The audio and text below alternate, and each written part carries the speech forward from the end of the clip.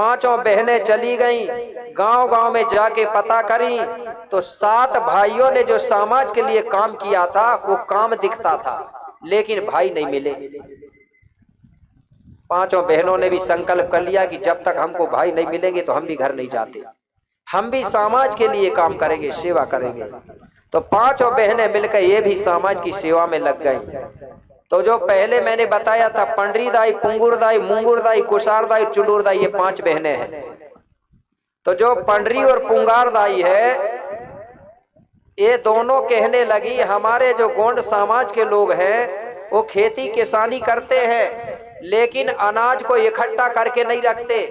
अगर जब पानी गिरेगा खेत में, बोनी का समय आएगा, बीज की जरूरत पड़ेगी तो कहां से लाएंगे। इसलिए बोले एक काम करो, हम बीज का भंडारण करके रखेंगे, जब हमारे किसानों को बीज की जरूरत पड़ेगी तो हम अपने भंडार से इनको बीज बोने के लिए देंगे। तो ये दोनों बहनों ने अन्न और धन का भंडार करने लगी। क्या कर रही है? अनाज का इकट्ठा करने लगी, भंडार करने लगी। पहले हर गांव में अनाज इकट्ठा करने की एक कोठी होती थी, मालूम होगा, जिसको धनाई या धनाई कोठी बोलते थे। अन्न धन्य की देवी यही है गोंडी संस्कृति में, पंडरी और पुंगारदाई। अब हमारे लोगों को पता नहीं है तो अन्न धन्य की देवी के लिए कहाँ जा रहे हैं? दुकान जा रहे हैं। जा रहे हो कि नहीं जा रहे हो? जबकि गोंडी संस्कृति में पंडरी और पुंगुरदाई है अन्न धन्य की देवी। इनकी फोटो नहीं होती, मूर्ति नहीं होती, इनका पहचान होता है।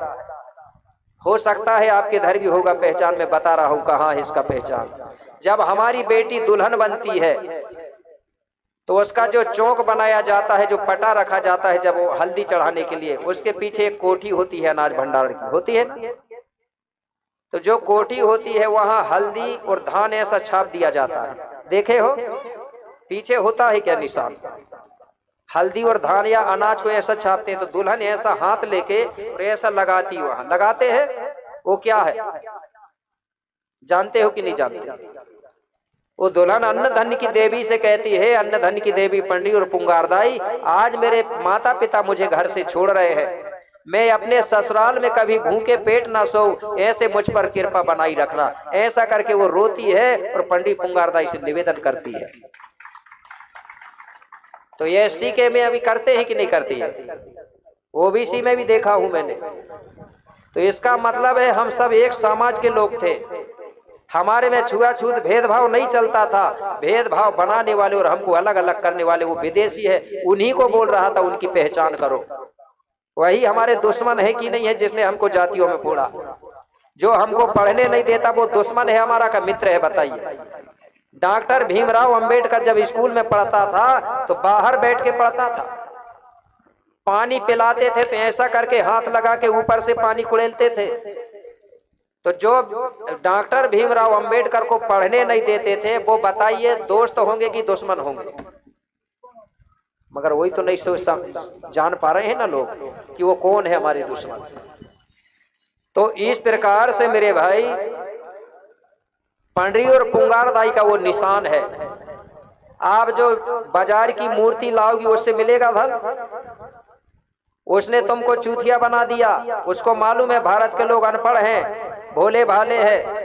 उसने सोचा कि यार मैं कौन सी लक्ष्मी की पूजा करूंगा, इसलिए उसने दिमाग लगाया कि नकली लक्ष्मी बना दो और इनको बेच दो और असली लक्ष्मी इनसे ले लूंगा।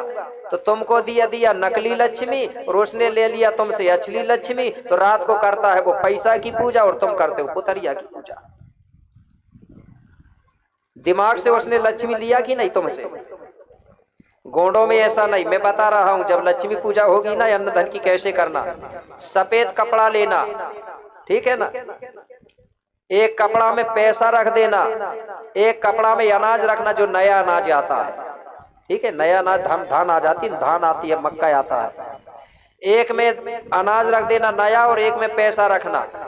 और हमारे जो घर के अंदर पेन भीना होता है ना, पेन भीना मतलब दिवाला शक्ति होती है, चबूतरा होता है मिट्टी का छोटा सा पूजा पाठ करने का, वहां रख देना। होम धूप रार की धूप लगाना, सुमरन करना, अन्न धन की देवी पंडी पुंगारदाई पुरखा पूर्व शक्ति बूढ़ा देव बूढ़ी दाई सबका।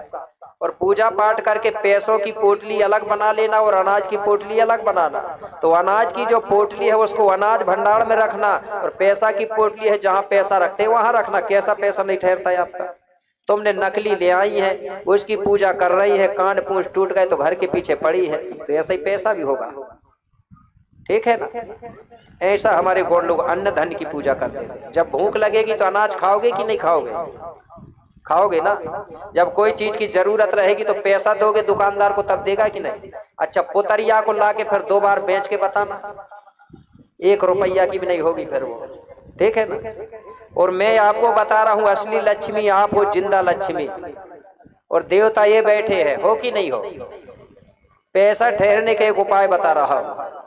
हमारी संस्कृति में जो मात्र शक्ति है वही असली लक्ष्मी है। आप खुद लक्ष्मी हो। कोई आदमी कहता है पैसा नहीं ठहरता, तो मैं आपको उपाय बता रहा हूं। ठीक है ना? 2 मिनट पहले हमारे सम्माननीय अवध नेताम जी है, उनकी ओर से 200 रुपए की राशि प्राप्त हुई है, और सम्माननीय शत्रुघ्न नेताम जी है, उनकी ओर से भी 200 रुपए की राशि प्राप्त हुई है, और नंद कुमारी नेताम जी हैं, उनकी ओर से भी 200 रुपया। सम्माननीय ललिता जगत जी है, उनकी ओर से भी 200 रुपया। सम्माननीय मनहरण नेताम जी है, उनकी ओर से भी 200 रुपया। जोरदार ताली बजा करके उनका सम्मान करेंगे दानदाताओं का। बूढ़ा देव बूढ़ी दाई उनकी मनोकामना को पूर्ण करे, ऐसी कामना करता हूँ। इसके बाद हमारे सम्माननीय भागवत नेताम जी हैं, उनकी ओर से 100 रुपये की राशि प्राप्त हुई है, और सम्माननीय साजू है ना, साजू राम पटेल साहब जी है, साधु तो नहीं सर,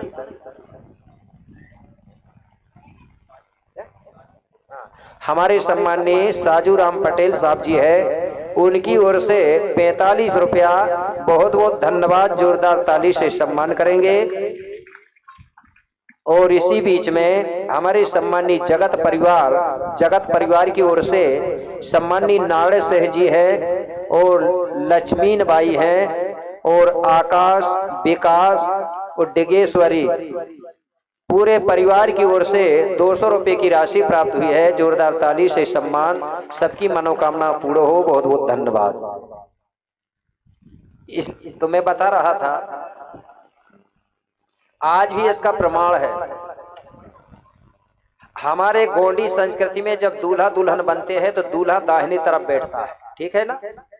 और अगर दूसरी संस्कृति में जाओगे आप तो दूल्हा को बाएं तरफ बिठाते हैं वो लोग। लेकिन हमारे में जब भूमिका बेगा दूल्हा दुल्हन को बिठा लेगा तो दूल्हा को दाहिने तरफ बिठाया जाता है और दुल्हन को बाएं तरफ बैठाया जाता है।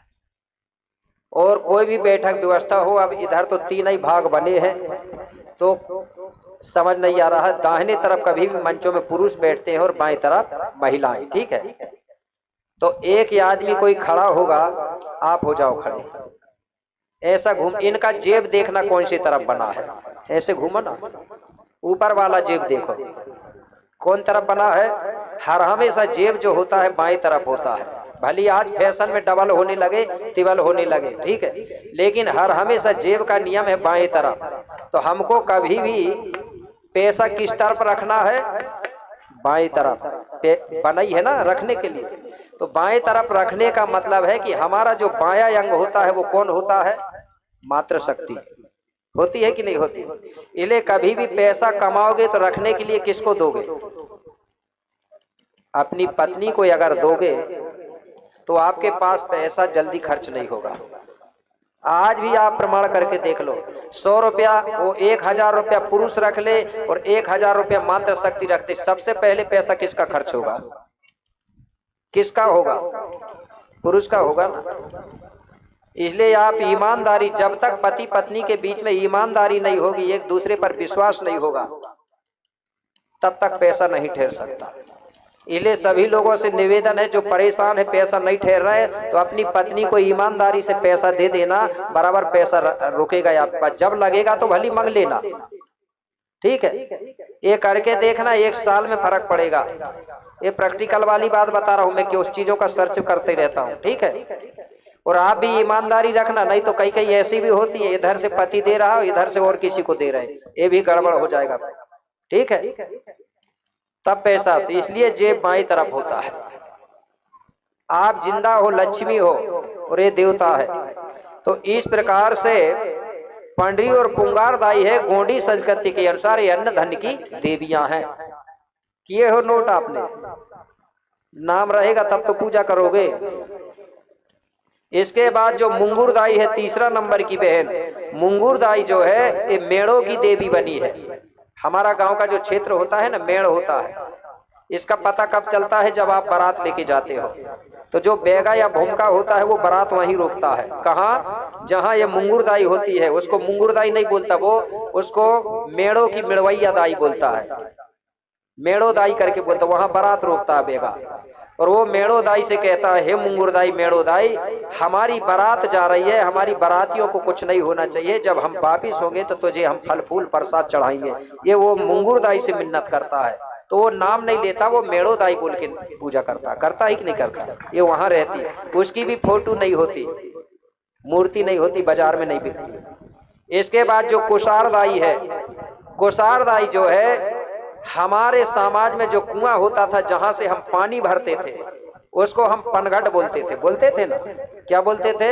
पनघट। तो ये पानी पनघट में रहने वाली देवी है, उसको कुशारदाई बोलते हैं। उसको भूमका बेगा लोग पनघट की पनहारन दाई के नाम से पूजा करते हैं। क्या नाम से? पनहारन दाई करके। ये पनघट में रहने वाली देवी है, इसकी भी फोटो नहीं होती, इसकी भी कोई मूर्ति नहीं होती। इसके बाद सबसे छोटी लड़की को चुंडूर कहते थे, चुंडूर मतलब छोटी बाई। ये चुंडूर दाई ने सबसे ज्यादा गुरुजी के पास सीखा था पेड़ पौधों का ज्ञान, जड़ी बूटियों का ज्ञान सीखा था। क्यों? उस समय डॉक्टर नहीं थे, अंग्रेजी दवाइयां नहीं थी, यहाँ जड़ी बूटी से इलाज करते थे लोग। तो इसने पेड़ पौधों का ज्ञान सीखा था, आयुर्वेदिक के बारे में सीखा था। तो ये लड़की ने क्या किया, छोटी वाली ने हर गांव में जा जाके इसने महिलाओं की समिति बनाई थी। कितनी महिलाओं की समिति? 8 महिलाओं की समिति बनाई इसने। और भीमाल पेन ने कितने लोगों का समिति बनाया था? 12, और इसने 8। तो वो समिति की महिलाओं को वो प्रशिक्षण देती थी, हर गांव की महिलाओं को जड़ी बूटियों के बारे में सिखाती थी कि बोले मेरे बाद में तुम अपने गांव में बोले जड़ी बूटी से इलाज करना, कोई बीमार होगा तो सबसे पहले बताया जाता है चुंडूर दाई ने जो 8 महिला थी समिति में, उन महिलाओं को नीम के बारे में ज्ञान दिया था। तो जो नीम होती है वो 8 प्रकार की नीम होती है। कुछ नीमों को आप जानते होंगे। तो हर महिला को एक एक नीम बांट दिया गया था। एक महिला से बोली कि तुम बोले कड़वी नीम की पत्ती, छाल और जड़ लाना। दूसरी महिला से बोली कि तुम मीठी नीम की जड़, पत्ती, छाल लाना। तीसरी महिला से बोली कि तुम महा नीम की छाल, जड़, पत्ती लाना। महानीम जानते हैं, जिसका पेड़ सफेद होता है। और महानीम की छाल का सबसे ज्यादा प्रयोग,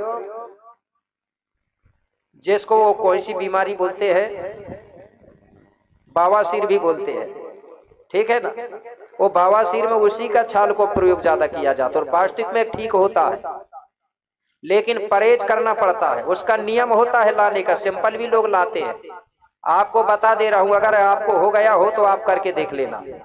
कैसे? क्योंकि दिन के दिन में किया हुआ का पावर अलग होता है और कभी भी लाया हुआ का काम तो करता है, लेकिन पावर अलग अलग होता है। हमारे गोंड लोग अगर पेड़ पौधों को भी लाते थे तो सम्मान से लाते थे। कैसे? आप हल्दी चावल का न्योता बनाना, ठीक है ना, क्या बनाना? न्योता। और शनिवार के दिन शाम के समय, दिन डूब जाए, छाया नहीं पड़ना चाहिए, दिन डूब जाएगा तो छाया नहीं होगी। शनिवार के दिन शाम के समय निमंत्रण जाके रख देना और वो पेड़ से बोलना कि हम तुझे कल लेने आएंगे, ठीक है ना, हमें ये समस्या है, हमारी ये बीमारी दूर होना चाहिए। दूसरे दिन फिर निमंत्रण लेके जाना और फिर निमंत्रण रख के और उसको कोई कुल्हड़ या कोई से उसकी छाल निकालना। वो छाल ऐसे निकालना कि जमीन पर ना गिरे, ठीक है, ऊपर के हुई ऊपर। दिन निकलने के पहले उसमें भी छाया नहीं पड़ना चाहिए। उसको लाना, उसका पाउडर बना के या पत्थर में कुचल के, और जो ताजी मही हो, मट्ठा होता है ना, खट्टी ना हो ज्यादा, या फिर बढ़िया दही है, उसमें सुबह सुबह 3-4 दिन तक पियो, आपका बवासीर खत्म। लेकिन मीठी चीज और मिर्ची मसाला बंद करोगे तब, नहीं तो कितना ही दवाई खा जाओगे तो कुछ होने वाला नहीं है, ठीक है ना, ठीक है कि नहीं। तो ये नीम की छाल बुलवाई। इसके बाद बोली कि तुम भुई नीम की छाल लाओ, वो पेड़ लाओ। भुई नीम जानते हैं ना, पहले हमारे गोंड लोग, बेगा लोग जब किसी को मलेरिया होती थी तो वही भुई नीम का रस पिलाते थे, ठीक है ना। तो इस प्रकार से चुंडूर दाई ने 8 ही महिलाओं से 8 प्रकार की नीमों की छाल, जड़, पत्ती में बुलवाती है। और सबको सुखाती है, और सुखाने के बाद पाउडर बनाने के बाद पूरा इकट्ठा करती थी और बताती थी कि अगर किसी को मलेरिया होगा तो 1 चम्मच पाउडर खिलाना और उसके बाद गर्म पानी पिलाना, उसकी बुखार दूर हो जाएगी। तो ये 8 प्रकार की नीम के छाल में कई प्रकार की बीमारियां दूर होती है। तो इस प्रकार से उसने नीम से इलाज करने को सिखाई और अन्य प्रकार के पेड़ पौधों के बारे में भी बताई।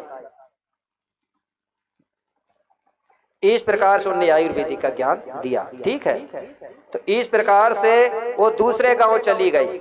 तो जे गांव की 8 जो सेविकाएं होती थी तो वो क्या करती थी, गांव में जो बीमार होता था उनका इलाज करती थी। और वही 8 महिलाओं ने अपनी जो गुरु के नाम से अपने गांव में एक स्थान बनाया। कौन सा स्थान बनाया? जिसको बोलते हैं खेड़ोदाई, आपके इधर बोलते हैं शीतलादाई। ये स्थान किसने बनाया? चुंडुरदाई के नाम पे जो सेविकाएं थी, 8 सेविकाएं थी, उन्होंने बनाया है वो।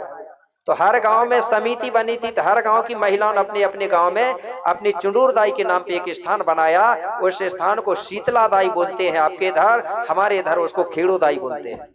शीतलाई बोलते हैं ना सर, हमारे इधर खेड़ोदाई क्यों बोलते हैं? गांव को भी गोंडी में खेरो बोला जाता है और नार भी बोलते हैं। तो वहां की गांव की जो दाई होती थी उसको बोलते थे खेड़ोदाई।